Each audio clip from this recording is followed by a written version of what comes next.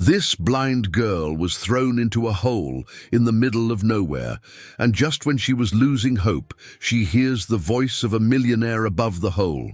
Just when she thought she was going to be saved, someone appears behind the millionaire and does something terrible. Let me know how your day went in the comments and subscribe to the channel to support my work. The relentless sun beat down on the arid landscape as David Carter parked his pickup truck near the prospecting site. The hot wind kicked up red dust as he adjusted the collar of his dress shirt, already soaked with sweat. As the owner of one of the largest oil companies in the country, he was used to the comfort of his air-conditioned office, but some field visits required his personal presence. He checked his watch, almost noon. The heat was stifling, but he needed to personally verify the ground conditions before approving the new exploration project. As he walked through the marked area, an unexpected sound broke the silence of the place. It sounded like crying, distant and muffled. David stopped, frowning. The sound was so out of context in that desolate environment that for a moment he thought he was imagining things. But no, there it was again. A faint sob, almost imperceptible, carried by the wind. He followed the direction of the sound, his steps cautious on the uneven ground. The crying became clearer until David found himself in front of an opening. In the ground, a deep hole with irregular walls of red earth. His heart leaped when, approaching the edge, he distinguished a small figure huddled at the bottom. It was a child, a girl. She couldn't have been more than 6 years old. She was dirty, with tangled hair matted to her forehead with sweat. In her small, trembling hands, she tightly held a white cane. Cracked sunglasses partially hid her face, stained with dirt and tears. "Good heavens," David murmured, feeling the blood run cold in his veins despite the heat. "Hey, little one, are you okay? Can you hear me?" The girl raised her face towards his voice, but her eyes didn't focus on him. That's when David realized she was blind. His heart ached even more at this realization. "Who's there?" The childish voice came out trembling, frightened. "Please, help me. I'm thirsty." "Hold on, I'm going to get you out of there," David replied, already assessing the best way to get down to her. The hole wasn't that deep, maybe 10 feet, but the walls were unstable, pieces of earth breaking off with every movement. He was so focused on finding a safe way to the girl that he didn't hear the footsteps approaching from behind. By the time he finally noticed the presence, it was too late. A violent blow struck his back, sending him forward. David felt the world spin as his body plunged. The impact against the ground was brutal, knocking all the air out of his lungs. For a few seconds, all he could do was try to breathe as bright spots danced in his vision. The girl screamed, startled by the sound of his fall. When he finally managed to sit up, David looked up, but only saw the circle of blue sky above them. Whoever pushed him had already disappeared. "Hey, it's okay," he said, trying to keep his voice calm despite the pain he felt. "What's your name?" "Juliana," she replied, still trembling. "Juliana Freitas." "Hi, Juliana. I'm David. Don't worry, I'll figure out how to get us both out of here." But as he examined the steep walls around him, a chilling sense of dread began to settle in his chest. His cell phone had been destroyed in the fall. The area was isolated, far from any main road, and the sun was beginning its descent on the horizon, taking with it the heat of the day. The night was approaching, and with it, the certainty that no one knew where they were. The wind began to blow stronger up above, carrying with it the first rush of sand that fell on them. Juliana curled up even more, hugging her knees. "I'm scared," she whispered. David swallowed hard, feeling the same fear grow in his chest.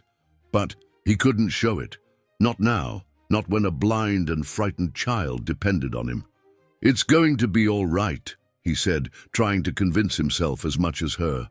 "I promise." But as the shadows lengthened and the temperature began to drop, a question hammered in his mind. How did a blind girl end up at the bottom of that hole? And why had someone tried to do the same to him? The wind howled up above, as if mocking his doubts. The night would be long, and this was just the beginning of a nightmare that would change his life forever. The night brought with it a biting cold that made Juliana tremble uncontrollably. David took off his suit jacket and wrapped it around the girl's small shoulders, but the thin fabric offered little protection against the plummeting temperature. The dirt walls around them seemed to suck all the heat from the day, leaving only a cold dampness that seeped into their bones. "Do you live around here, Juliana?" he asked, trying to keep the girl talking.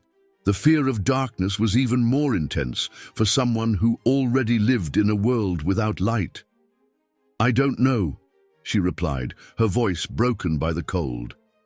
"I was sleeping when they brought me." The car drove for a long time. David felt a chill that had nothing to do with the cold. The confirmation of his suspicions, someone had deliberately abandoned a blind child in that hole, made his stomach churn.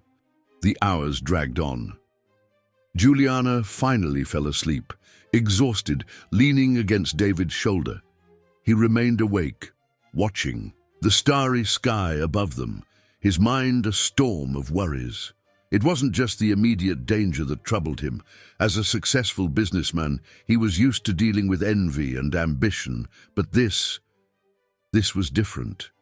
It was calculated, cruel. Dawn brought back the relentless heat. The thirst, which was already uncomfortable the night before, became torture. Juliana's lips were cracked, and she could barely speak. David tried to dig into the walls with his bare hands, but only managed to tear the skin off his fingers. The earth, too loose to offer support, crumbled with each attempt to climb. "I'm hungry," Juliana murmured, her voice weak, "and my head hurts." David knew they needed help urgently. Dehydration was already starting to affect both of them, and the sun was still low on the horizon. The next few hours would be even worse. That's when he heard something, a distant noise like the creaking of old wheels. Gathering his last strength, he began to shout for help. Juliana, frightened by his sudden desperation, also began to cry and call for help. The minutes that followed seemed like an eternity.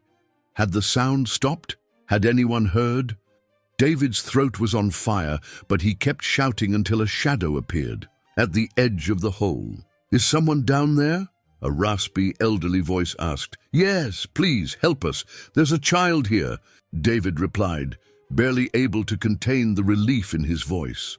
The wrinkled face of an old man appeared against the sky. His eyes widened when he saw the situation. "Goodness gracious, how did you two end up down there?" "We'll explain later. Please, we need to get out of here urgently. The girl is very sick." The old man disappeared for a few minutes that seemed interminable. When he returned, he brought with him a thick, worn rope. "It's not the best, but it should hold. I use it to draw water from the well."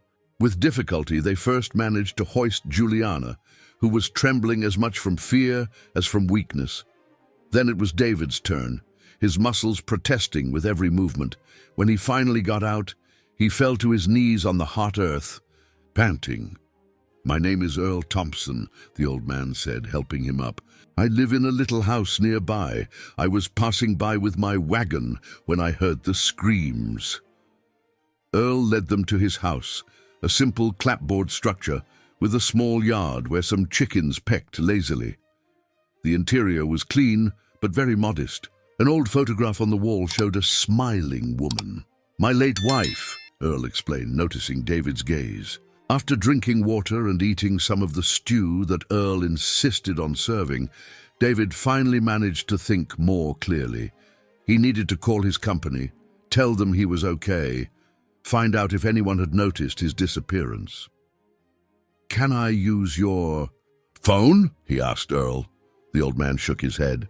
"Don't have a phone, son. Too expensive for my budget, but I can take you to town in my wagon." Juliana, who had been quiet since they arrived, suddenly started to cry. It wasn't a cry of fear or physical pain. It was something deeper, more anguished. "What is it, little one?" David asked, kneeling next to her. I remember more things now," she sobbed. The person who took me. He talked funny, different. And he said I would never see my family again. David exchanged a worried look with Earl. The girl continued. But the worst thing is that he knew my name. He called me Juliana before throwing me in the hole. A chill ran down David's spine. It hadn't been a random kidnapping. Whoever had done this knew Juliana, and probably he knew him too. We need to find her family, he said to Earl, and then find out who did this. The old man nodded gravely. The wagon's outside. But first, he went to a room in the back of the house and returned with a bundle of clothes. These were my granddaughters. She hasn't visited me in years, not since she moved to the city. I think they should fit the girl. While helping Juliana clean up and change clothes, David couldn't stop thinking, who would be hateful enough to harm a blind child, and why involve him in it? The answer, he suspected, would be even more disturbing than the last 24 hours had been. And as he watched Earl prepare his wagon for the trip, a certainty formed in his heart. He wouldn't rest until he discovered the truth. What he didn't know was that the truth would be far more painful than anything he could imagine, and that his life, which had always been defined by numbers and contracts, was about to change completely. Earl's wagon rattled down the dirt road, each bump making Juliana squeeze David's hand tighter.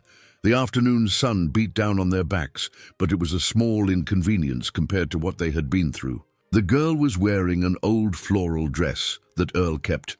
It was my granddaughter's, he explained with a sad smile.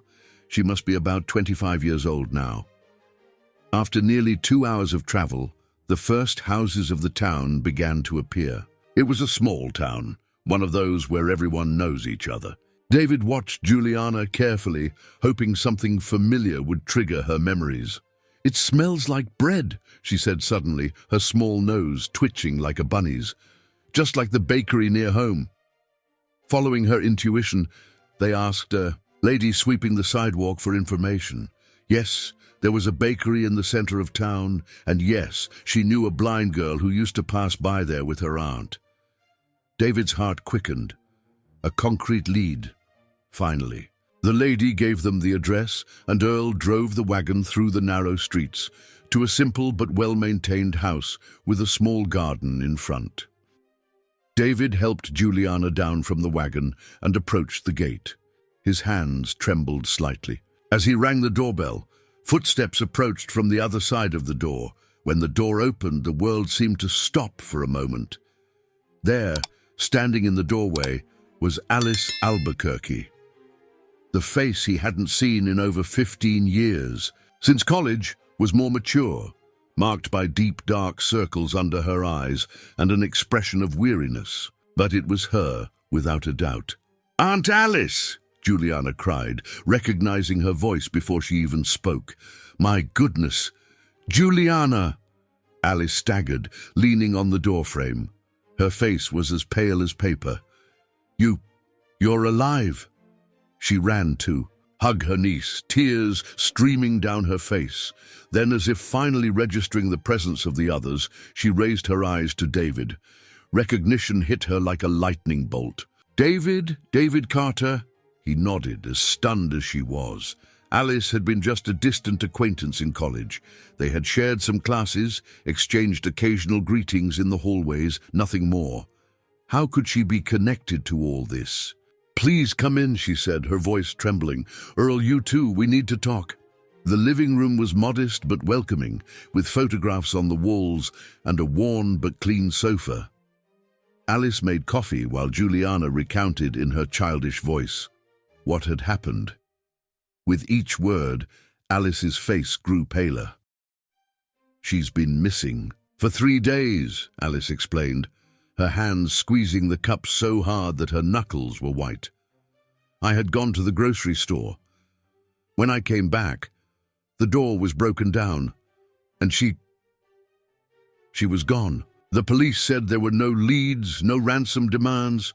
Her voice failed. She took a deep breath before continuing. "But there's more. Something you need to know.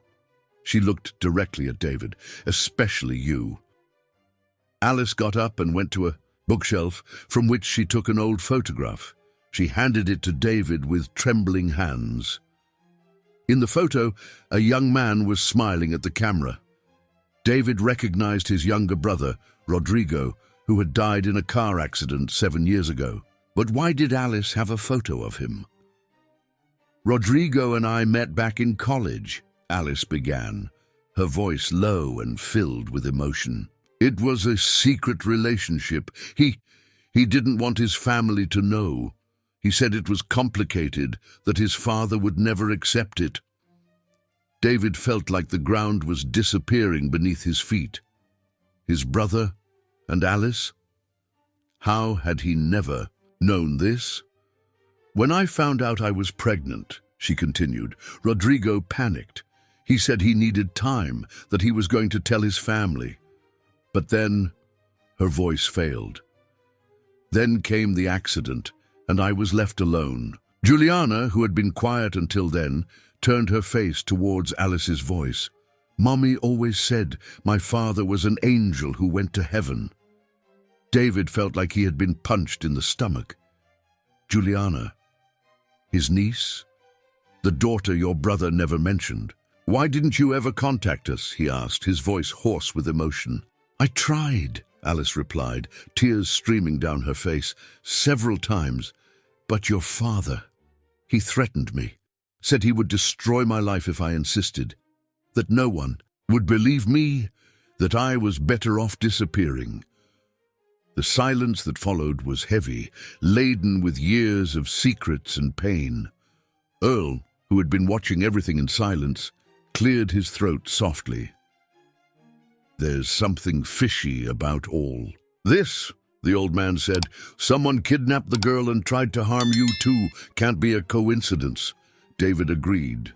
His cell phone, which Earl had managed to retrieve in town, finally had service. There were dozens of missed calls and messages. One of them made his blood run cold. It was from his secretary. "Mr. Carter, something strange is happening. Your cousin David showed up with a power of attorney saying that you had temporarily transferred control of the company to him. But the signature, it doesn't look like yours." The realization hit him like a lightning bolt. David, his cousin, had always envied his position in the company, always thought he deserved more, that he should be in charge. And now, "I need to get back to the city," he said, standing up abruptly. "Alice, you and Juliana can't stay here. It's not safe." "Why? What's going on?" "I think I know who's behind all this. And if I'm right," he looked at Juliana, so small and vulnerable in her borrowed dress, "none of us are safe." That's when loud knocks on the door made everyone freeze. A familiar voice called from the other side. "Alice, are you there? I have news about Juliana." It was David, and by the tone of his voice, he hadn't expected to find David there. The silence that filled the room was suffocating. Alice squeezed Juliana against her, while Earl, even in his advanced age, instinctively placed himself in front of everyone. David made a silent gesture for no one to answer. "Alice, please open up. It's important." David's voice sounded again, now with a note of impatience. David approached Alice and whispered, "Is there a back exit?" She nodded, pointing to the kitchen. With silent gestures, they began to move. Juliana, sensing the tension in the air, remained extraordinarily quiet. The knocks on the door grew louder. "Alice, I know you're there. The lights are on." They managed to reach the kitchen without making a sound. The back door led to a small yard surrounded by a not very high fence. Earl, despite his age, showed surprising agility in helping Alice and Juliana over to the neighboring yard. That's when they heard the sound of the front door being forced open. "Quick," David whispered, practically lifting Earl to help him over the fence. They managed to escape through a series of interconnected yards, always trying to make as little noise as possible. Juliana, understanding the gravity of the situation, clung tightly to Alice without making a single sound. After what seemed Like an eternity, they reached a parallel street. Everyone's heart was racing, and Earl needed to lean on a pole to catch his breath. "My wagon," the old man began. "We'll think about that later," David cut him off. "Now we need to get out of here." Alice pointed in a direction with her head. "There's a bus station a few blocks from here. It's not very busy, but there are always buses leaving for the city." They walked hurriedly through the partially deserted streets of the late afternoon. Every shadow seemed like a threat. Every noise made their hearts jump. Juliana stumbled a few times, not used to walking so fast without her guide cane, which had been left behind in the hole. When they finally reached the bus station, a small and unremarkable building, David breathed a little easier. There were a few people waiting for buses, which meant they wouldn't attract as much attention. "There's a bus leaving in half an hour for the city," Alice informed, after checking the schedule. David bought the tickets with the little money he had managed to withdraw from an ATM in town. They sat in a more secluded corner of the waiting room, trying to look like a normal group of travelers. "Can someone explain to me what's going on?" Earl asked, his voice low but firm. David ran a hand over his tired face. "David, my cousin. He always wanted control of the company. Ever since we were young, he resented the fact that I had been chosen to take over the family business." "But why now?" Alice questioned. "Because now the company is about to close a multi-million-dollar deal, the biggest in our history." David paused, organizing his thoughts. "And there's more. 3 months ago, I changed my will. If something were to happen to me, a significant portion of my shares would go to my closest relatives." Alice paled. "Juliana?" "Exactly. As my brother's daughter, she would be one of the legitimate heirs. David must have found out about her somehow and decided to get rid of both of us at once." "But how did he find out about Juliana?" Earl asked. A terrible thought occurred to David. "Alice, did you tell anyone about Rodrigo? About Juliana's parentage?" She bit her lip thoughtfully. Only to one person. Marina, my friend from college. She works—" "Oh my God." Her face grew even paler. "She works as a secretary at your company." The pieces of the puzzle were beginning to fit together. Marina must have heard about the change in the will and connected the dots. For money, or perhaps for other reasons, she had passed the information on to David. Juliana, who had been quiet until then, pulled on David's sleeve. "Uncle, can I call you Uncle?" His heart melted a little. "Of course you can, sweetheart." "Uncle, I remember one more thing. The person who took me, he wore a strong cologne. Just like the one that was in your house when we went to get my things, Aunt Alice." Alice frowned. "What are you talking about, honey?" "Last week, when that man came to bring some papers for you to sign, he had that same smell." David and Alice exchanged alarmed glances. "What man, Juliana?" "He said he was a lawyer, that he needed Aunt Alice to sign some documents about me." Alice covered her mouth with her hands. "My God, I signed them. He said they were school documents for a field trip. I didn't even read them properly." "It was probably a waiver of rights," David said, feeling his stomach sink. "David was preparing the ground, ensuring that you couldn't claim anything on behalf of Juliana." The bus station loudspeaker announced that the bus to the city was arriving. They stood up, still tense, watching every movement around them. "Where are we going?" Earl asked.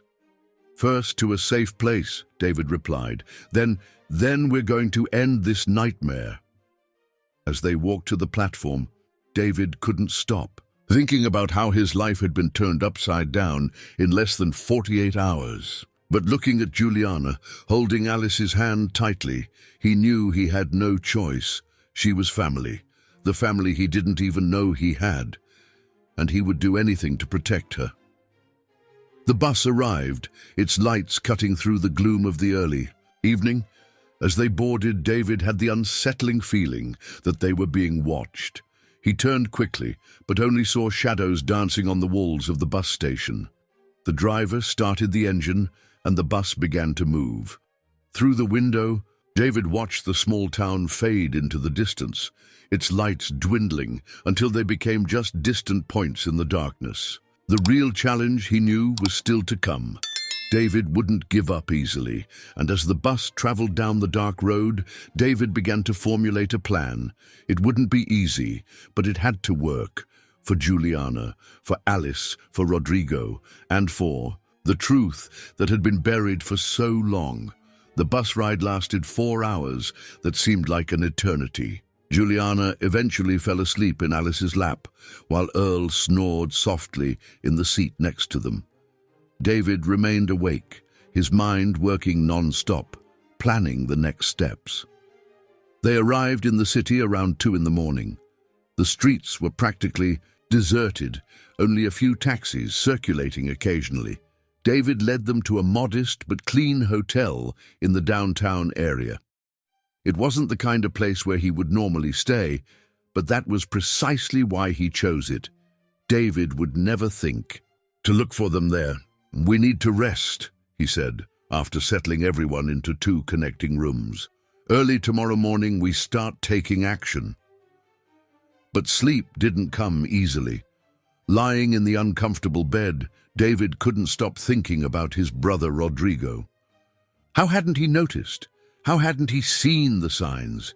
He remembered a few times when his brother seemed to want to tell him something important, but always gave up at the last moment. The sun was already rising when he finally managed to fall, asleep, only to be awakened 2 hours later by soft knocks on the door connecting the rooms. It was Alice. "Sorry to wake you," she said, looking as tired as he felt, "but Juliana has a fever." The girl was lying in bed, her small face red and sweaty. "Must be the stress of the last few days," commented Earl, who was already awake too. "There's a drugstore nearby," Alice said, worried. "But we didn't bring hardly any money."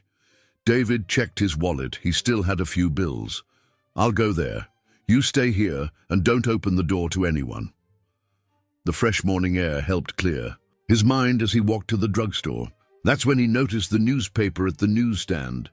"Businessman disappears in prospecting area." His face was plastered on the front page. He bought the newspaper along with the medicine. The article mentioned his absence and quoted David as a source, saying that he was deeply concerned about his cousin. Back at the hotel, he found Alice trying to get Juliana to drink some water. The girl was paler than usual. "I brought fever reducer," he said, handing the medicine to Alice. Then he called Earl to a corner and showed him the newspaper. "He's building a story," the old man murmured after reading the article. "If something happens to you, no one will think it's strange." "We need to act fast," David agreed. "But first I have to get access to my resources. David must have blocked my accounts, but I have an emergency card that he doesn't know about." And then David looked at Juliana, who had finally managed to take the medicine and was now resting more peacefully. "Then we're going to expose the whole truth." Alice approached them, her hands nervously twisting the fabric of her blouse. "There's one more thing you need to know," she said, her voice low and tense.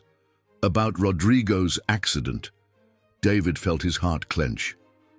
"What about the accident?" "The night it happened, Rodrigo had called me. He said he was going to tell the family everything, that he couldn't hide it anymore. He said he had discovered something about the company, something big." "What kind of thing?" "I don't know for sure. He just said it was important, that it would change everything. He arranged to meet me the next day, but—" Her voice failed. "But he never made it." The room fell silent, only the sound of Juliana's heavy breathing filling the air. David's mind worked frantically, connecting dots he had never noticed before. David was with Rodrigo that night, he remembered. He said they had gone for a beer, that Rodrigo drank too much and insisted on driving. "No!" Alice's voice rose, startling everyone. Quieter, she continued. "Rodrigo didn't drink. Never. He had promised me because of the pregnancy." Earl, who had been quiet until then, cleared his throat softly. Gentlemen, I think we're dealing with something much bigger than we imagined. David agreed, feeling a huge weight on his shoulders. It wasn't just about the company now, it was about justice. For Rodrigo, for Alice, for Juliana. The girl stirred in bed, mumbling something in her restless sleep. Alice rushed to her side, adjusting the blankets. "Uncle David," Juliana called, her voice weak. "I'm here, sweetheart. I dreamed about my father. He was smiling at me." Her words hit David like a punch to the gut. Rodrigo never knew his daughter, never had the chance to see her smile, to hear her call him Dad. "What are we going to do now?" asked Alice, still stroking Juliana's hair. David took a deep breath. "First, I'm going to the bank. Then we're going to need help. Someone David doesn't know who can help us gather evidence." "I know someone," Earl said, surprising everyone. "My granddaughter. The one I told you doesn't visit me anymore? She's an investigative journalist. Maybe she can help." A plan was beginning to form in David's mind. It would be risky, but they had no choice. David needed to be stopped before he made more victims. "Give me her number," he asked Earl. "But first, I need to do one thing." He picked up his cell phone and, after a few moments of hesitation, typed a message to David. "We need to talk. Just the two of us." The reply came almost immediately. Finally surfaced, was worried. "Where are you?" "In a safe place. Meet me tomorrow at 10 a.m. at the cafe in the Continental Hotel. Come alone." As he waited for the reply, David watched. Juliana, who had fallen back to sleep. Her face was calmer now, the fever beginning to subside. "Are you sure about this?" asked Alice, noticing his worried look. "No," he answered honestly. "But we need to make David think he's in control. It's the only way." The cell phone vibrated, with David's reply, "I'll be there." David switched off his cell phone and put it in his pocket. The next day would be crucial. If everything went right, they would finally get the answers they were looking for. If something went wrong, but he couldn't think about that now. He had a family to protect, the family his brother left behind, the family he had just discovered. And this time, he wouldn't fail them. "Get some more rest," he said to Alice. "Tomorrow will be a long day."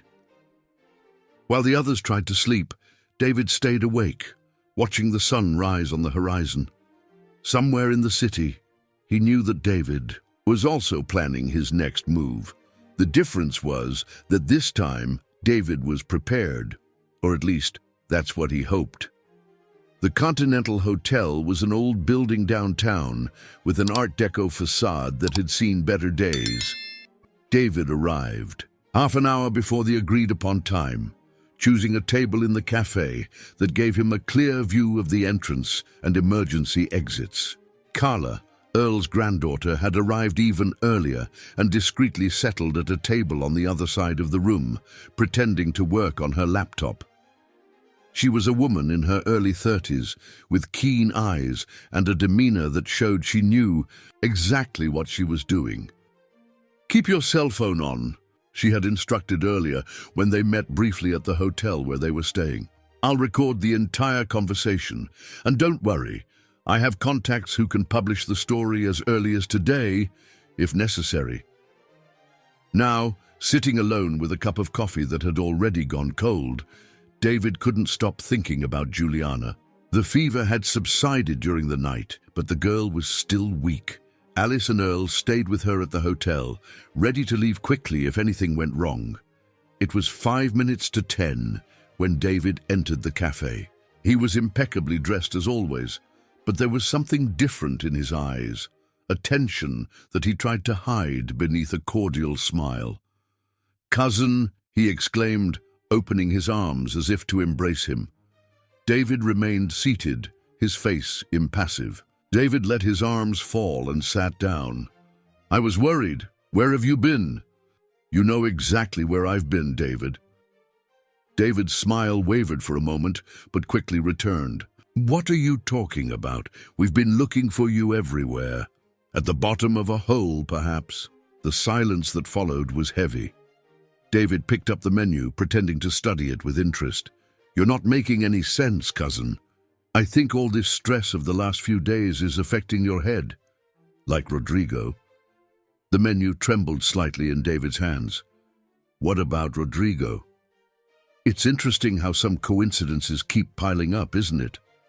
Rodrigo dies in a supposed accident after discovering something important about the company. Years later, I mysteriously disappear just when we're about to close the biggest deal in our history. Are you accusing me of something?" "Not yet, but I do have some questions about a certain blind child that you tried to get rid of along with me." David's face paled visibly. His eyes darted quickly around the cafe, as if looking for something or someone. "Don't worry," David said, his voice low and controlled. "Juliana is safe, out of your reach." Juliana. David repeated the name slowly, as if testing its flavor. "Rodrigo's bastard daughter. You know, for years I watched you run that company, as if it were your divine right. Never realized that there were others more capable, more dedicated. Others like you." "Exactly." The mask of civility began to fall. "I gave my life to that company. While you were in your pompous meetings, I was building connections, solving problems, keeping everything running. And what did I get? Crumbs. So you decided to solve that by eliminating anyone who got in your way, starting with my brother." David leaned forward, his eyes gleaming with a feverish intensity. "Rodrigo was weak. He discovered some irregularities in the accounts, and instead of using it to his advantage, he wanted to play the hero. He was going to ruin everything we built. What exactly did he discover, David? Does it matter? He's dead. And as for you," his smile returned, colder than ever, "well, accidents happen every day, don't they? Especially in isolated prospecting areas. And Juliana, she's just an innocent child, a legitimate heir, entitled to a significant portion of the shares if something were to happen to you. I couldn't allow that." David felt his blood boil, but kept his voice calm. "How did you find out about her?" "Your dear Secretary Marina is very dedicated, especially when well rewarded. She was the one who discovered the change in your will, and also about the existence of the girl. And Alice, why involve her?" "That fool?" David laughed without humor. "She signed the waiver of Juliana's rights without even reading it properly. She was so worried about the overdue school bills. It was easy to convince her that they were just routine documents." Each word from David made David's stomach churn. How hadn't he noticed his cousin's true nature before? "You know what's most ironic?" continued David, now talking more to himself. "If Rodrigo had kept quiet, if you hadn't changed your will, none of this would have been necessary. But you always have to complicate things, don't you? And now, what's your next step?" David shrugged, an almost bored expression on his face. Now you're going to disappear again, this time for good. And if they happen to find your body, well, the stress of work can lead people to do crazy things, can't it?" That's when a soft cough interrupted the conversation. Carla was standing next to the table, her cell phone still recording. "I think we have enough," she said, her eyes fixed on David. His face went from white to red in a matter of seconds. "Who are you?" "Someone who just recorded a very interesting confession," she replied, putting away her cell phone. "And before you think about doing something stupid, know that the recording is already being sent to several places." David stood up abruptly, knocking over his cup. "You have no idea what you've just done," he hissed, his face contorted with rage. "On the contrary," David replied, also standing up, "we know exactly what we're doing. It's over, David. Everything's coming to light now." But there was something in David's smile that made David feel a chill down his spine. "Are you sure about that, cousin? Are you sure you've thought of everything?" Before David could answer, his cell phone rang. It was Alice, her voice choked with panic. "David, come back quickly. Someone tried to break into the room. Juliana is scared. Earl." The line went dead. David looked at David, who was still smiling. "As I said," his cousin said softly, "you never think of everything." The ride to the hotel seemed endless, even with Carla driving as fast as she could in the morning traffic. David tried calling Alice repeatedly, but all calls went to voicemail. His heart was beating so hard, it felt like it wanted to jump out of his chest. David had stayed behind in the cafe, still wearing that disturbing smile. "Good luck, cousin," were his last words, laden with a cruel irony that made David's blood run cold. When they finally reached the hotel, the first thing they noticed was the door to the room ajar. David's heart stopped for a moment. He pushed the door open slowly, prepared for the worst. The room was a mess. Drawers open, clothes scattered, furniture out of place. But what caught his attention the most was Earl, sitting on the floor, with a cut on his forehead, being supported by Alice. Juliana was huddled in a corner, trembling. "What happened?" David asked, rushing to check if the old man was okay. "It was Marina," Alice replied, her voice trembling. "She showed up saying she wanted to help, that she regretted having collaborated with David.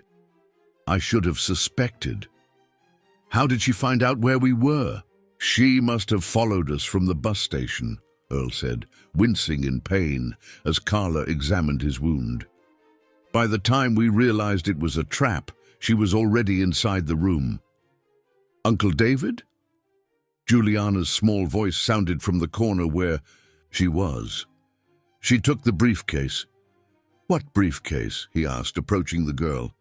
"The one Mr. Earl brought. The one with the old company papers." David looked at Earl, who nodded heavily. "I was going to tell you, when my granddaughter called me last night after you talked to her, I remembered something. 20 years ago, I worked as a janitor at your company." "You... what?" "It was before I retired and went to live in the countryside. At the time of your brother's accident, I was cleaning in his office. The night before his death, I saw Rodrigo putting some documents in an envelope. He seemed nervous, worried." David sat on the edge of the bed, feeling the weight of the revelations. "Why didn't you ever say anything?" "Because he asked me to. Keep the documents. Said it was insurance in case something happened to him. I kept everything all these years, but I never had the courage to look at what was inside. When I found you and the girl in that hole, something told me it was time to bring those papers to light. And now Marina has taken them," Carla concluded, finishing cleaning the cut on her grandfather's forehead. "She said David would pay well for the documents," Alice added. "She tried to take Juliana too, but Earl..." He put himself in front. The old man shrugged, as if minimizing his act of bravery. "Wasn't going to let that viper take the girl." David approached Earl, placing a hand on his shoulder. "Thank you for everything." "Don't thank me yet," replied the old man. "We need to recover those documents. They're proof of everything your brother discovered." "But how?" Alice asked. "Marina must have already handed everything over to David by now." It was Carla who answered, a determined glint in her eyes. "Maybe not. I know Marina. We studied together in high school. She's always been greedy. I bet she's waiting to see who pays more." "How can you be sure?" David questioned. "Because she just sent me a message," Carla replied, showing her cell phone. "She wants to meet me. Says she has a story that might interest me." A plan began to form in David's mind. It was risky, but it could work. "Where does she want to meet you?" "At the mall, in an hour. Public place, lots of witnesses." "She doesn't know you're involved in this," Alice said, understanding. "She thinks you're just a journalist chasing a story." "Exactly," Carla confirmed. "I can go meet her, feign interest in the story." "No," Earl interrupted. "It's too dangerous. Marina isn't alone in this." "Your grandfather's right," David said, "but maybe we can use that to our advantage." Juliana, who had been quiet until then, stood up and carefully walked to where she heard the voices. "Uncle David, remember when Mrs. Marina came here? Her perfume, it was the same as the person in the car the day they took me." A heavy silence fell over the room. Alice was the first to understand. She wasn't just helping David. She actively participated in everything, which means she knows a lot more than we imagined, Carla added. David looked at each of those present. Earl, still bleeding but determined. Alice, protective next to Juliana. Carla, with her fearless professionalism. And Juliana, so small and strong at the same time. They were an unlikely group, united by fate and the search for the truth. "I'll go with you to the mall," he said to Carla. "But we're going to do this right. Marina wants to play? Then let's play." As they discussed the details of the plan, David couldn't help thinking about Rodrigo. What had his brother discovered that was so important? What was in those documents that made David orchestrate this elaborate plot? The answer, he suspected, was even darker than he imagined, but one thing was certain. This time, the truth would not be buried. He owed it to Rodrigo, to Juliana, to everyone who had suffered because of David's unbridled ambition.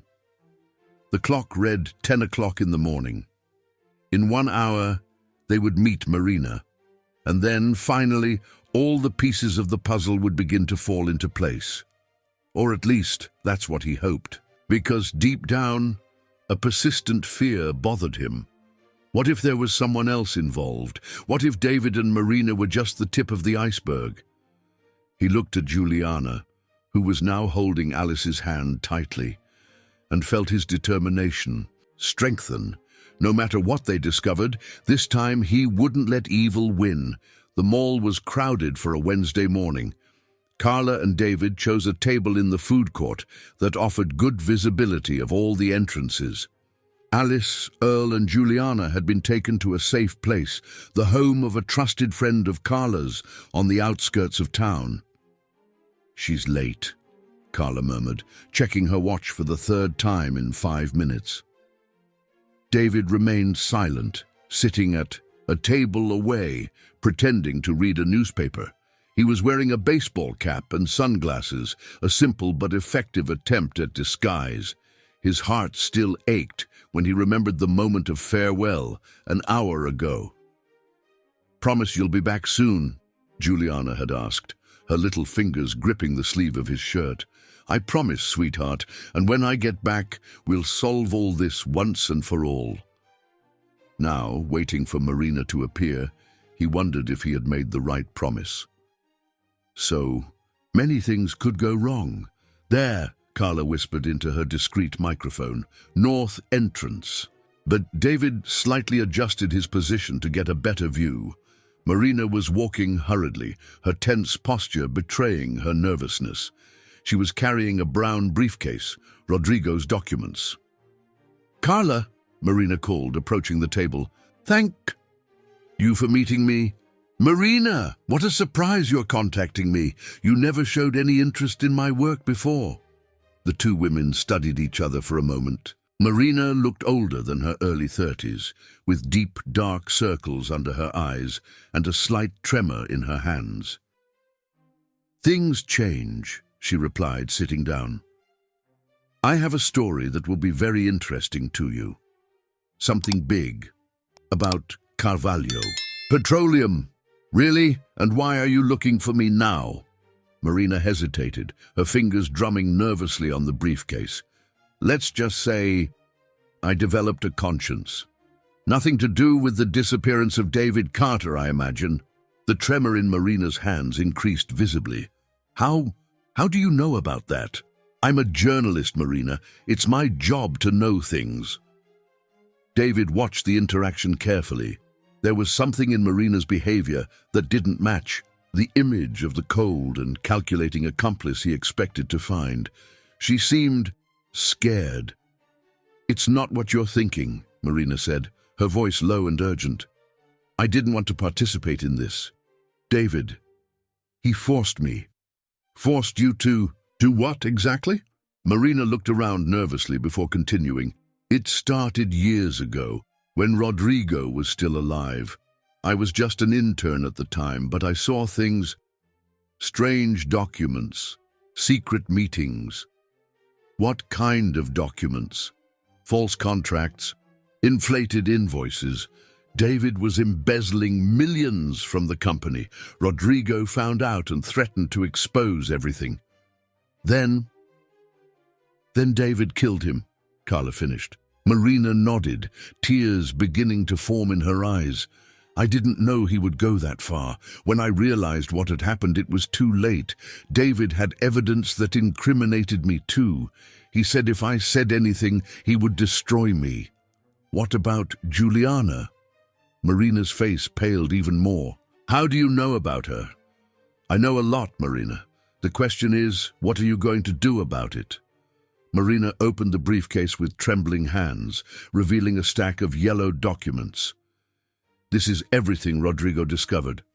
I kept a copy all these years. Insurance, you know. But after David had the girl kidnapped—" "Wait," Carla interrupted. "You're saying you knew about the kidnapping?" I helped," Marina confessed, the tears now flowing freely. "David said he was just going to scare her a little, use her as pressure. I didn't know he was going to leave her in that hole to—" She couldn't finish the sentence. David had to restrain himself from getting up and confronting her right there. "Why are you telling me this now?" Carla asked. "Because David has gone crazy. It's no longer just about money or power. He wants to take revenge, destroy everything and everyone who could threaten him. And Marina swallowed hard. "I don't want to be a part of this anymore." That's when David noticed something in his peripheral vision. A man in a dark suit hurried in through the south entrance of the mall, talking on his cell phone. There was something familiar about his walk. "Marina," he said into the microphone for Carla, "ask about David's father." Carla frowned but obeyed. "What about David's father? Does he know about all this?" Marina's face twisted into an expression of pure terror. "How? Why are you asking about him?" "Just curious." "No!" Marina almost shouted, startling the people at nearby tables. Quieter, she continued. "Don't talk about him. He's worse than David. Much worse." David felt a chill run down his spine. Alberto Carvalho, his uncle, had always been an austere and distant figure. He rarely appeared at the company, preferring to manage his many other businesses from afar. But now, "Marina," Carla's voice was gentle but firm, "I need you to tell me everything, every detail." Marina looked around once more before leaning forward. "Alberto isn't just a businessman. He has connections, the kind of connection that makes people disappear. He was the one who planned everything from the beginning. Rodrigo's death, the embezzlement. David is just a pawn in his game."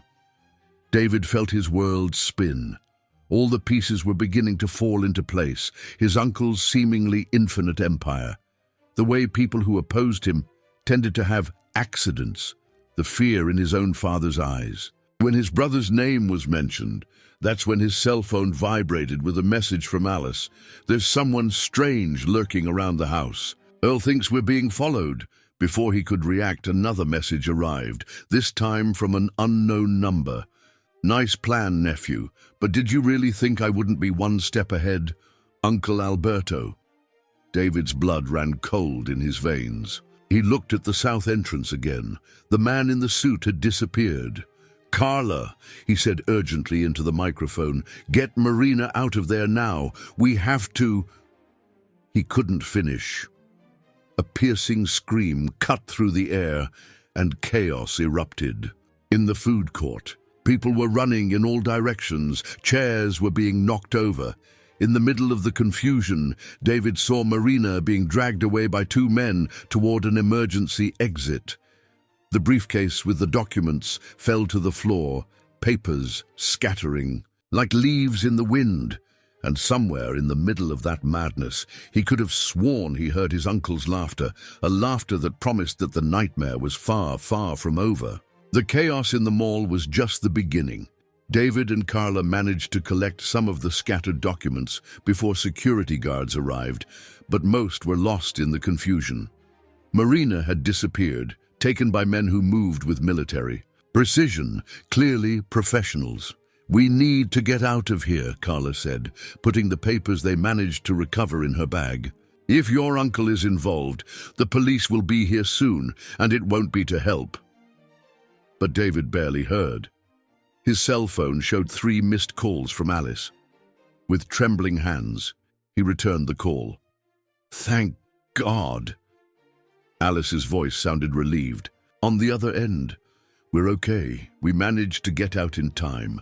Earl saw when 2 cars pulled up on the street and men started circling the house. We left through the back." "Where are you now?" "At a gas station on the highway to the countryside. Earl knows the owner. He was friends with him back when he worked at the company. Stay there, we're coming." On the way to the gas station, Carla driving as fast as she dared without attracting attention, David examined the documents they had managed to save. Most were seemingly unimportant administrative papers, but one of them caught his eye, an old photo, yellowed with time. In it, his father and his uncle Alberto were standing in front of a group of important-looking men. The date on the back indicated that the photo had been taken more than 30 years ago, when Carvalho Petroleum was just starting. "There's something strange about this photo," he murmured, studying the faces. That's when he noticed one of the men in the background had a familiar badge on his suit jacket. "Wait, that's the symbol of the old FBI." Carla glanced quickly at the photo before turning her attention back to the road. "My grandfather mentioned something about that once. Said that back when he started working as a janitor, there were always mysterious men visiting the company late at night. But why would the FBI be involved with a company that had barely started?"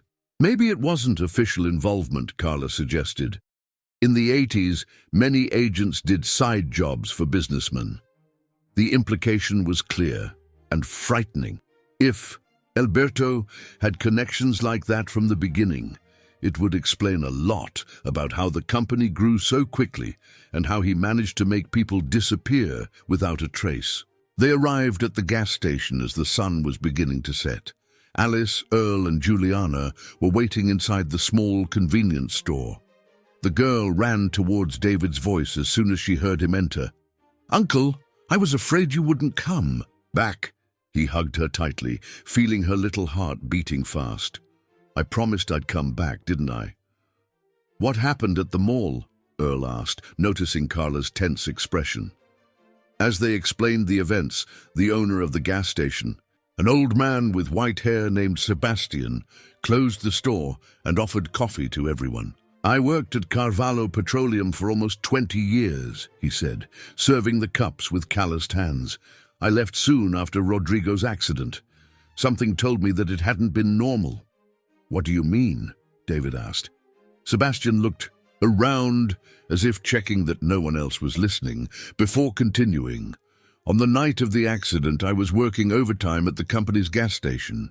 I saw when Rodrigo left, driving normally, but he wasn't alone in the car." "David was with him," David said. "We already knew that." "No," Sebastian shook his head. "David was in another car following Rodrigo's. Who was with your brother was Alberto." A heavy silence fell over the group. It was Juliana who broke it, her voice small but clear. "The bad man who ordered them to take me. He had the same voice as the man who visited my mum sometimes." Alice paled. "Alberto used to come to our house, said he wanted to help, that he was worried about his granddaughter. But he always left more nervous than he arrived." "He was keeping you under surveillance," Carla concluded, making sure Alice didn't have evidence against him. "But what evidence?" Earl asked. "What exactly did Rodrigo discover that was so dangerous?" David spread the documents they had rescued over the counter. The old photo was at the top of the pile. "I think it has something to do with this," he said, pointing to the man with the badge. "Carvalho Petroleum didn't grow just by competence. My uncle had powerful connections, the kind of connection that allowed him to operate above the law." "Bribery?" Carla suggested. "Worse," replied Sebastian, who was examining the photo with interest. "I recognize that man with the badge. He wasn't with the FBI, he just used the badge as a facade. He was known in the underworld as the facilitator." "And what did he facilitate?" asked Alice, although her tone suggested that she already knew the answer. "Anything, from government contracts to the disappearance of problematic people." David felt a chill run down his spine. How many people had disappeared over the years for Carvalho Petroleum to get where it was? "Rodrigo must have found proof of all this," he said. "That's why Alberto killed him. He couldn't risk the truth coming to light." "And now," Earl asked, "what do we do?" Before anyone could answer, headlights illuminated the gas station. Several dark cars pulled into the parking lot. "Too late," murmured Sebastian, looking out the window. "They found us." David hugged Juliana protectively as he watched the car doors open. It was time for the final confrontation, and this time there was nowhere to run. Sebastian acted quickly, turning off the main lights of the gas station and leaving only the emergency lighting on. "There's a door in the back," he whispered. "It leads to an old storage room. From there, you can get out on the side." But before they could move, Alberto Carvalho's voice sounded from outside, amplified by a megaphone. "No need to make things difficult, David. Let's talk like adults." Juliana squeezed David's hand tighter, trembling. Alice hugged her, trying to calm her down, while Earl and Carla positioned themselves near the back door. "Sebastian," David called softly, "is there another way out besides the back door?" The old man nodded. "A maintenance passage, under the counter. We used to use it to store important documents back during the Cold War." "Great. Earl, take Alice and Juliana through there. Carla, go with them. No! Juliana grabbed his shirt. "Don't go, Uncle, please!" David's heart clenched. He knelt in front of his niece, holding her small hands. "I need to distract them, sweetheart, to give you time to escape. But what if he does to you what he did to my dad?" The innocent question hit David like a punch to the gut. Alice also seemed horrified by the possibility. "I'm not going to let you sacrifice yourself," she said. "I've already lost Rodrigo. Juliana has already lost her father. We're not going to lose you too." 30 seconds, David," Alberto's voice sounded again. "After that we're coming in, and it won't be pleasant." That's when Sebastian, who had been fiddling with his cell phone, gave a discreet smile. "I think I have a better idea." Everyone turned to him, curious and hopeful. "Remember, I said I worked at the company for 20 years. Well, I wasn't just a janitor. In the last few years, I took care of the archives, and I always kept some guarantees." He showed the cell phone screen. He was sending a large amount of files. "What is that?" Carla asked. "Everything. Every suspicious document, every dubious transaction, every threat that Alberto made over the years. I saved everything, and now it's being sent to all the major newspapers in the country." As if to confirm his words, Carla's cell phone began to vibrate with messages from her contacts in the press. 20 seconds, Alberto shouted. "But that won't stop him from coming in here," Earl said. "No," agreed Sebastian, "but it will ensure that no matter what happens to us, the truth will come to light." David looked at the old man with renewed admiration. "Why did you save all this? Why didn't you use it before?" "Because I needed the right moment, and because I made a promise to your brother the last time I saw him. He said, 'If something happens to me, keep everything until you find someone willing to fight for the truth, no matter the cost.'" Silent tears streamed down Alice's face. Juliana, sensing the emotion in the air, squeezed David's hand. "Time's up," Alberto's voice thundered. The front door burst inward. Alberto entered first, followed by David and two more men. His eyes swept the room until he found David. "Always trying to be the hero, aren't you, nephew? Just like your brother." "Why?" David asked. "Why all this? We already had so much." "So much?" Alberto laughed without humor. "You have no idea what so much is, kid. What I built goes far beyond that insignificant company. It's about power, about control, about destroying innocent lives. There are no innocents in this game. Your brother found that out the hard way." That's when Alberto's cell phone rang. His face changed as he read the message, all the arrogance being replaced by something close to panic. "What did you do?" he roared at David. More cell phones began to ring, those of the henchman, David's. They all showed the same thing, breaking headlines about the Carvalho petroleum scandal. "It wasn't him," Sebastian said, taking a step forward. "It was me. I kept every piece of dirt you tried to hide all these years, and now everyone will know." Alberto's expression twisted into a mask of fury. He advanced towards the old man, but David stepped into his path. "It's over, Uncle. There's no more hiding." "It's over," Alberto laughed, a sound that made Juliana shrink back.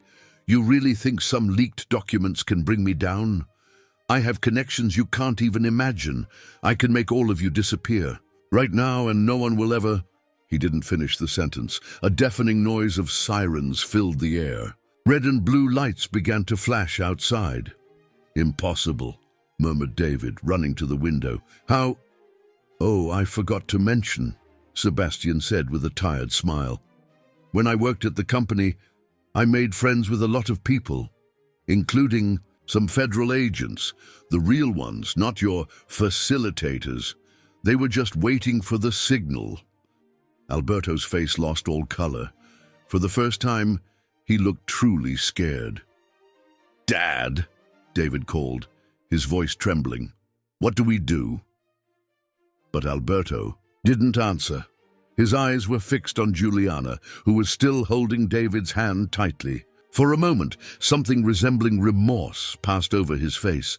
"She has his eyes," he murmured, "the same eyes as Rodrigo." It was his last sentence before the back door burst open and heavily armed agents stormed the place. What followed was a blur of movements and voices. David tried to flee but was quickly apprehended. The henchman surrendered without resistance. And Alberto just stood there, looking at the old photo that was still on the counter, as if he could see in it the exact moment when everything started to go wrong. Hours later, when the dust finally settled, David found himself sitting on the steps of the gas station, Juliana sleeping in his lap, exhausted. Alice was next to him, holding his hand. Earl, Carla, and Sebastian were talking to the agents, telling them everything they knew. "What happens now?" Alice asked softly. David looked at the sky where the first stars were beginning to appear. Now we start again, the right way this time. Together." Juliana's voice sounded sleepy. He smiled, kissing the top of her head. "Yes, sweetheart, together." And as he watched the sunset on the horizon, David felt for the first time in a long time that Rodrigo could finally rest in peace. The truth had won, not in the way they had expected, not without pain and sacrifice, but it had won. And that, in the end, was all that mattered. The days that followed were a mixture of relief and chaos. The press gave no respite, the phones didn't stop ringing, and every hour brought a new revelation about the criminal empire that Alberto had built over the decades. David decided to take everyone to his country house, a quiet place 2 hours from the city. It was a simple property that he had bought years ago, seeking peace on weekends. Now it would serve as a refuge for his newfound family. "It's so quiet here," commented Juliana on the first morning, sitting on the porch with her breakfast. Since the events at the gas station, the girl seemed lighter, as if a weight had been lifted from her small shoulders. Alice was also different. The constant fear that she always carried in her eyes had been replaced by a serenity that made her look years younger. She and Juliana slept in the master bedroom, while Earl occupied the guest room. Carla came and went from the city, bringing news and helping to organize the mess that the company had become. "The shareholders are in a panic," she reported during lunch, "with Alberto and David arrested, and all these revelations, the shares have plummeted." "That was to be expected," David replied, pouring more juice for Juliana. "But we'll rebuild, from scratch if necessary." Sebastian, who was also staying with them, looked up from the newspaper he was reading. "It's going to be difficult. A lot of people have lost money. A lot of jobs are at risk." "That's why we need to act fast," David said. "Show that the new management will be different, transparent." "What about the employees?" Alice asked. Many had no idea what was going on. "We're going to protect the innocent," David assured. "I've already talked to the board. We're going to create a support fund for those affected by the restructuring." Earl, who had been unusually quiet, cleared his throat softly. "What about Marina? Any news?" Carla shook her head. "Nothing yet. After those men took her at the mall, she simply disappeared." A heavy silence fell over the table. Everyone knew what that probably meant. "Uncle David," Juliana called, her small voice breaking the tension. "Can I ask you something?" "Of course, sweetheart." "When all this is over, are we going to keep living together?" The question caught everyone by surprise. David looked at Alice, who had tears in her eyes. "If your mom agrees," he replied softly, "I'd love for you to stay with me." "Forever," Juliana insisted. "Forever." Alice covered her mouth with her hands, trying to contain her emotion. Earl smiled, his eyes also watery. "I think Rodrigo would like that," the old man said, "to see his family finally united." That afternoon, while everyone was resting, David found an old box in the attic. Inside it, there were photos of his childhood, with Rodrigo. In one of them, the two were playing in the backyard of their parents' house, smiling at the camera without any worries in the world. "That photo is old," said Alice, who had come up without him noticing. "Rodrigo had the same expression when he smiled. You really loved him, didn't you?" "More than anything," she replied, sitting next to him. "You know what he told me the last time we saw each other? That he wanted to do what was right, no matter the cost. That our son or daughter deserved to grow up in a better world." David felt his own tears begin to fall. "I'm sorry for not having been there, for not realizing—" "It wasn't your fault," Alice interrupted gently. "Alberto manipulated everyone. Even Rodrigo only discovered the truth by accident." "How so?" Alice picked up one of the photos, looking at it thoughtfully. "It was one night shortly before the accident. Rodrigo was working late at the office and found some forgotten documents in the copier. They were false contracts, payment orders for phantom accounts. And he confronted Alberto. Not immediately. First, he gathered more evidence. He gained access to old records, talked to former employees. When he was finally sure, he told me everything. Why didn't he come talk to me? He wanted to protect you. He knew that Alberto wouldn't hesitate to hurt anyone who knew too much." She paused, taking a deep breath. "On the night of the accident, he had arranged to meet me. He said he had discovered something even worse, something that would change everything, but he never got to tell me what it was." David closed his eyes, feeling the weight of all the unspoken words, of all the lost moments. When he opened them again, he saw Juliana standing in the doorway of the attic, her face turned in their direction. "Are you crying?" she asked, worried. "Just remembering some stories, sweetheart," Alice replied, wiping her eyes. "About my dad?" "Yes," said David. "Want to hear some?" Juliana's face lit up. She approached carefully, guiding herself by the sound of their voices until she found a place between them. And there, in the dusty attic, among old photos and sweet memories, they began to sew together the scraps of their shattered lives. Each story was a stitch, each memory a piece of the fabric that bound them together. Downstairs, they could hear Earl and Sebastian talking on the porch, Carla typing on her laptop, life going on as normal. But up here, in this moment suspended in time, they were just a family trying to reconnect. "Tell me more," Juliana asked, snuggling closer. "I want to know everything about him." And so they did, for the rest of the afternoon, until the sun began to set and the shadows lengthened across the attic. Because sometimes, David realized, the best way to move forward is to first make peace with the past. The night came softly, enveloping the house in its dark cloak. But for the first time in a long time, the darkness didn't bring fear, just the promise of a new dawn. A week after settling in at the country house, a routine began to take shape. The mornings were dedicated to resolving company issues, with David and Carla working remotely to reorganize the mess left by Alberto.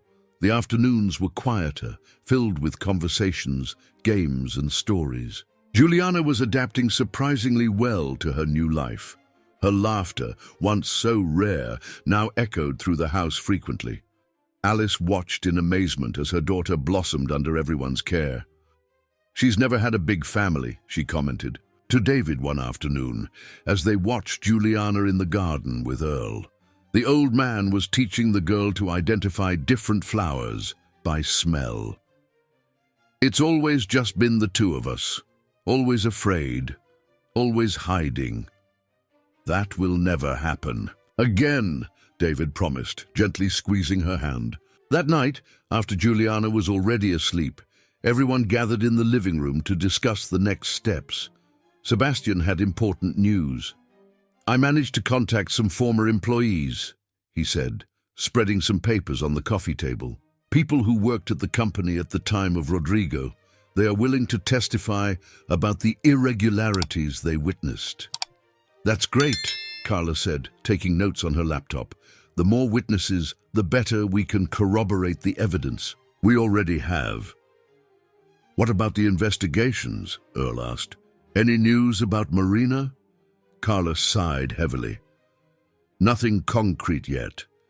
But the police found the car that was used to take her from the mall. It was abandoned on the outskirts of town." A heavy silence fell over the group. It was Alice who broke it.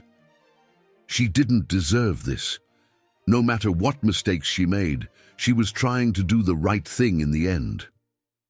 "How is David handling everything?" David asked. "Not very well," Carla replied. "According to my contacts, he is cooperating with the investigations, but he seems broken, as if he only now realizes the extent of what he did. And Alberto, the opposite. He hasn't said a word since he was arrested. His lawyers are trying everything to get him out of there, but with the amount of evidence..." Sebastian cleared his throat softly. "There's one more thing. Something I found this morning, organizing some old documents." He pulled a yellowed envelope from his pocket. Inside was a letter, the paper thin and delicate with age. "It's from Rodrigo," he said, his voice choked with emotion. "He wrote it the night before the accident. I think he knew something was going to happen." Alice covered her mouth with her hands, silent tears streaming down her face. David took the letter with trembling hands and began to read. Aloud, "Dear Alice, if you are reading this, it means that my suspicions were right. What I discovered is bigger and more terrible than I imagined. It's not just about money or power, it's about lives, about choices we made so long ago and that now come back to haunt us. Alberto is not just a common criminal. He has built something much more sinister over the years. The company is just the tip of the iceberg. There are connections with powerful people, secret contracts, dirty money being laundered through dozens of shell companies. But the worst isn't that. The worst is that he uses these connections to destroy anyone who threatens his empire. I discovered records of people who disappeared over the years, competitors, investigative journalists, even employees who knew too much. I can't be silent anymore. Not when I know that my son or daughter will grow up in this world that we helped create. Tomorrow I will confront him, expose everything I have discovered. I know it's dangerous, but it's the right thing to do. Alice, my love, if something happens to me, look for my brother. David has a good heart. He will help you and our baby. Just don't tell him anything before the time is right. Alberto has eyes and ears everywhere. And to our child, whom I have not yet met but already love more than anything, forgive me for not being there to see you grow up. Know that every decision I made, every risk I took, was thinking about building a better world for you. With all my love, Rodrigo. When David finished reading, there wasn't a dry eye in the room. Alice sobbed silently, embraced by Carla. Earl and Sebastian had their faces turned to the window, trying to hide their own emotion. He knew, David murmured. He knew Alberto was going to try something, and even so, he chose to do the right thing, Sebastian finished, even knowing the price he might pay. A soft noise on the stairs made everyone turn around. Juliana was there, in her flowered pajamas, clinging to the railing. I couldn't sleep, she said softly. I heard voices. Alice stood up quickly, wiping her tears. Come here, my love. Juliana walked carefully towards them, guiding herself by the sound. When she got close, David picked her up, sitting her between him and Alice. Were you talking about my dad again? She asked. Yes, David replied softly. We found a letter he wrote to your mom. Did he write anything for me? Alice took her daughter's hand, placing it on the last lines of the letter. It's here, sweetheart. He wrote that he loved you, even without having met you. Juliana ran her fingers delicately over the paper, as if she could feel Rodrigo's love through the written words. He was brave, she said after a moment. Yes, David agreed, his voice choked with emotion. Very brave. Like you, Uncle. You also weren't afraid to do the right thing. The simplicity and wisdom of that childlike observation struck David deeply. He hugged his niece tightly, feeling her small heart beat against his. I think it's time for everyone to sleep, Alice said gently. Tomorrow will be a new day. As everyone prepared to retire, David stayed a little longer in the living room, rereading his brother's letter. Juliana's words echoed in his mind, about courage, about doing the right thing. He looked out the window, at the starry night outside. Somewhere, he thought, Rodrigo was smiling. His truth had finally come to light. His family was united and protected. His sacrifice had not been in vain. I promised to take care of them, brother, he whispered to the stars. I'll finish what you started. And for the first time since it all began, he truly felt that he was on the right path. Autumn arrived, bringing a soft breeze that swayed the curtains of the country house. 3 months had passed since the night of Rodrigo's letter, and much had changed. The company was slowly recovering from the scandal, with David implementing a policy of total transparency that gradually regained the trust of the market. On that Saturday morning, as the sun was just rising, David found Juliana sitting on the porch, her little fingers running over the pages of a braille book that Alice had gotten for her. Already awake, sweetheart? I couldn't sleep well, she replied, turning her face in his direction.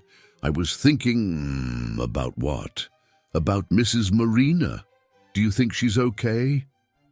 David felt his heart clench. Even after everything that had happened, Juliana still cared about others.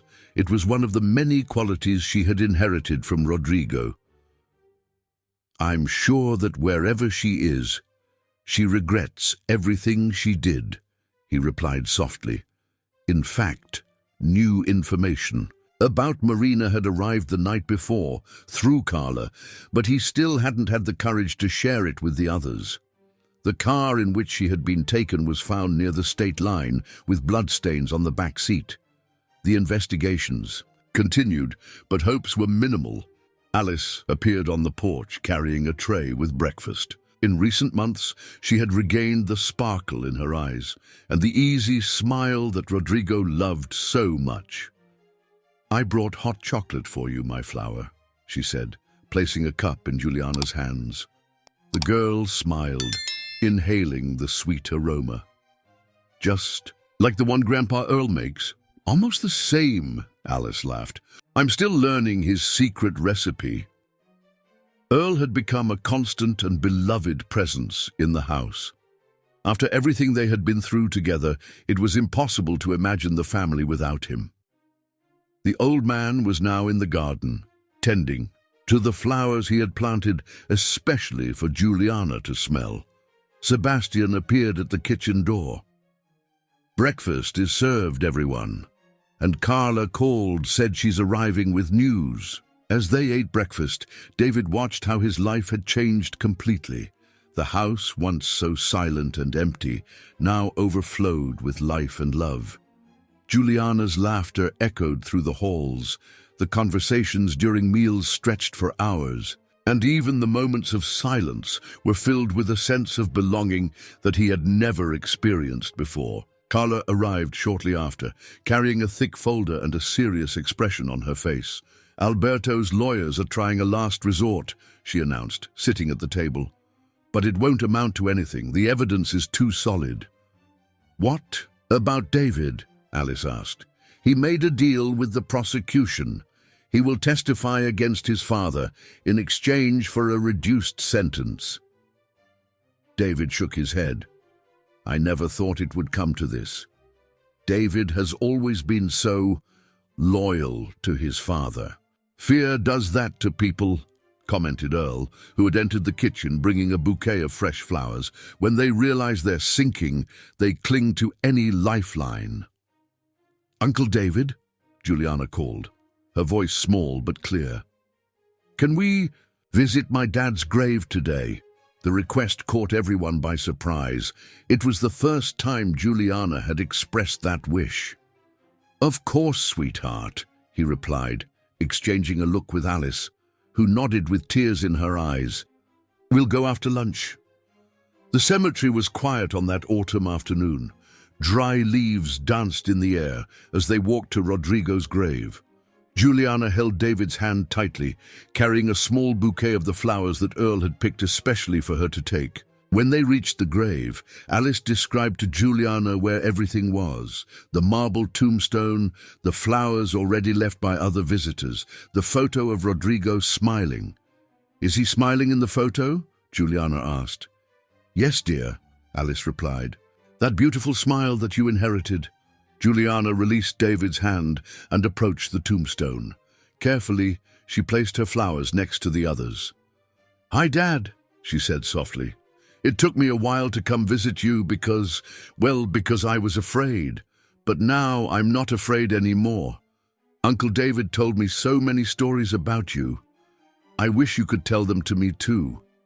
There wasn't a dry eye among the adults. Earl hugged Sebastian, who sniffled discreetly. Carla had moved away a little, giving the family privacy, but even from afar, it was possible to see that she was also emotional. "You know, Dad," Juliana continued, "Mom said you were very brave, that you did the right thing even knowing it was dangerous. I want to be brave like you." Alice knelt next to her daughter, hugging her. "You already are, my love. You're already very brave." David watched the scene, feeling his heart so full that it seemed it would explode. It was as if Rodrigo were there with them, not as a sad presence, but as a light that guided and united them. "I promise to take care of them, brother," he whispered, touching the tombstone softly. "They are my family now, too." When they returned home, the sun was already setting, painting the sky in shades of orange. Earl had prepared a special hot chocolate for everyone, and they gathered on the porch to watch the night arrive. "Uncle David," called Juliana, nestled between him and Alice. Tell me another story about my dad." And so, under the starry sky, they continued weaving the threads of their lives, transforming pain into love, fear into hope, losses into new beginnings. Because that's what families did, healed each other day after day, story after story, hug after hug. The night was clear and mild, and somewhere, David was sure, Rodrigo was smiling. A year had passed since that visit to the cemetery. Spring had arrived again, bringing with it not only flowers, but also significant changes in everyone's lives. The country house, which began as a temporary refuge, had become the family's permanent home. David continued to manage the company, but now he did it mostly remotely, preferring to spend more time with Juliana and Alice. Earl's garden had bloomed extraordinarily, transforming the land into a true paradise of colors and aromas. On that special Sunday morning, everyone was gathered in the garden for an outdoor breakfast. It was Juliana's 9th birthday, and Earl had outdone himself in the decoration, filling the space with flowers that the girl loved to smell. "Grandpa," Earl called Juliana, who now officially treated him as a grandfather, "the roses you planted last month already smell different." The old man smiled, proud. He had developed a special gardening system thinking of Juliana, organizing the flowers so that she could locate herself by the aromas. Alice watched her daughter with teary eyes. The last year had transformed Juliana completely. The frightened and shy girl had given way to a confident and cheerful child. Her grades at the special school were exemplary, and she had made several friends. Sebastian, who now lived in a nearby house, arrived bringing a huge cake. "My late wife's recipe," he announced, placing the cake on the table. "She would love to see this family gathered like this." Carla was also present, although she now spent long periods traveling. Her investigative work on the case had won important awards, and she had become a nationally respected journalist. But she always came back for the important moments, like the birthday of her pseudo-niece, as she affectionately called Juliana. "Before the cake," said David, standing up, "I have an important announcement to make." Everyone turned to him, curious. Juliana tilted her head, attentive to the sound of his voice. "As you know, this last year has completely changed my life. I found a family I didn't know I had. I learned the true meaning of courage and love." He paused, emotional. "And for that, I made some important decisions." He took some papers from his pocket and handed them to Alice. "They are Juliana's adoption documents. If you agree, I want to officially become her father too. Not to replace Rodrigo, never, but to legally give her what we already have in our hearts." Alice covered her mouth with her hands, tears streaming down her face. Juliana, sensing the emotion in the air, asked, "What's wrong, Mommy? What's happening?" "Your Uncle David," Alice began, her voice choked with emotion, "wants to officially be your father too. As a second father, along with your father Rodrigo. In heaven." Juliana's face lit up with the biggest smile they had ever seen. "Really, Uncle? You're going to be my dad too?" "If you want, sweetheart." Juliana got up from her chair and, guiding herself by his voice, walked to David, hugging him tightly. "I always wanted to," she said, burying her face in his chest. But David hadn't finished. "There's one more thing," he said, now looking directly at Alice. "This last year has made me realize many things. One of them is that I don't want to live without you anymore." Alice held her breath as he knelt beside her, taking a small box from his pocket. "Alice," he continued, his voice trembling slightly, "you gave me a family. You taught me about strength and forgiveness. You brought light to my life. Will you marry me?" The silence that followed was broken by Juliana's excited exclamation. "Say yes, Mommy. Say yes." Alice, between tears and laughter, finally managed to answer, "Yes, of course, yes." The applause and celebrations that followed were a mixture of joy and emotion. Earl hugged Sebastian, both crying openly. Carla took pictures, trying to capture each precious moment. Later, after the cake was cut and the gifts were opened, they found Juliana sitting alone on the porch, her face turned to the sky. "Is everything all right, sweetheart?" asked Alice, sitting next to her. "Yes, Mommy," she replied with a serene smile. "I was just talking to Dad Rodrigo, telling him the news." "And what do you think he would say?" asked David, joining them. "I think he's happy," said Juliana, after thinking for a moment, "because now we're all a family like he wanted." That night, after Juliana had gone to sleep, everyone gathered on the porch. The sky was especially starry, as if celebrating along with them. "You know," said Earl, his gaze lost in the stars. "In all my years of life, I've never seen a story like this. So much joy coming out of so much suffering." "It's like Rodrigo always said," Sebastian completed. "Good always wins, even if it takes a while." "What about Alberto?" asked Carla. "I heard the final sentence is coming out this week." "It doesn't matter anymore," replied David, hugging Alice. "He's already lost everything that mattered. We, on the other hand, have gained something much more valuable." "A family," said Alice softly. "Not just a family," David corrected. "The family that Rodrigo dreamed for us."